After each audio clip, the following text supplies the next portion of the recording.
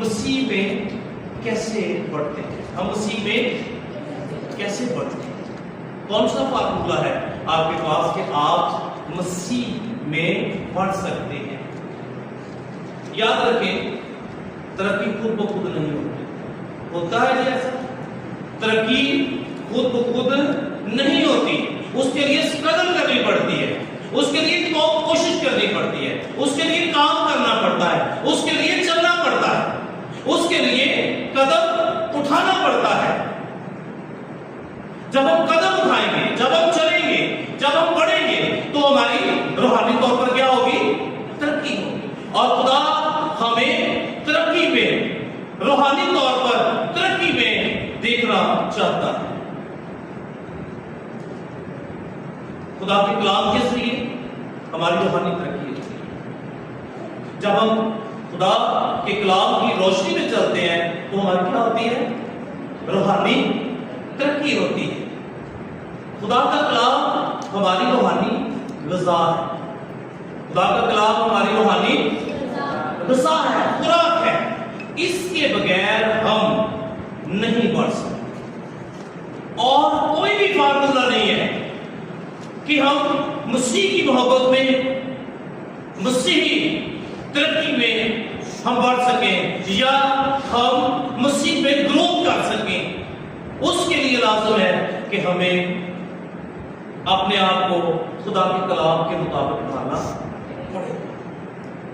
خدا کے کلام کے بغیر ہم نہیں بڑھ سکتے. دوسرا پوائنٹ ہے دعا کے ذریعے. جب ہم دعا کرتے ہیں تو ہماری روحانی ترقی ہوتی ہے، ہماری روحانی ترقی ہوتی ہے. دعا ہمیں خدا کے قریب لاتی ہے. دعا ہمیں خدا کے قریب لاتی ہے اور دعا دلوں کو بدلتی ہے. آمین. دعا دلوں کو بدلتی ہے. اور تیسرا پوائنٹ فرما برداری کے ذریعے. جب ہم خدا کی فرما برداری کرتے ہیں، جب ہم خدا کے حکموں کی فرما برداری کرتے ہیں، جب ہم خدا کے حکموں کے مطابق اپنی زندگی گزارتے ہیں تو ہماری روحانی ترقی ہوتی ہے. ہم اسپرچولی، روحانی طور پر ہم گرو کرتے ہیں، ہم ترقی کرتے ہیں. صرف سننا کافی نہیں، صرف سننا کافی نہیں ہے بلکہ اس پر عمل کرنا یہ بے حد ضروری ہے. تیسرا پوائنٹ ہمارا ہے بچپن کی باتوں کو چھوڑنا. بچپن کی باتوں کو چھوڑنا. رسول کیا کہتا ہے؟ رسول یہ کہتا ہے کہ جب میں بچہ تھا تو بچوں کی طرح بولتا تھا، بچوں کی سی طبیعت تھی، بچوں کی سی سمجھ تھی، لیکن جب جوان ہوا تو بچپن کی باتیں ترک کر. بچپن کی باتیں ترک کر. اس کا مطلب کیا ہے؟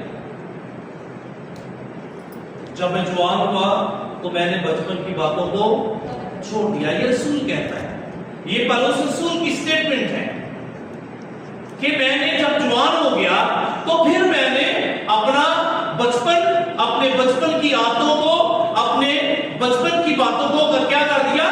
چھوڑ دیا. یعنی میں نے اپنے اندر سے غصہ، حسد، غرور، ایمان میں لاپرواہی، ان کو چھوڑنے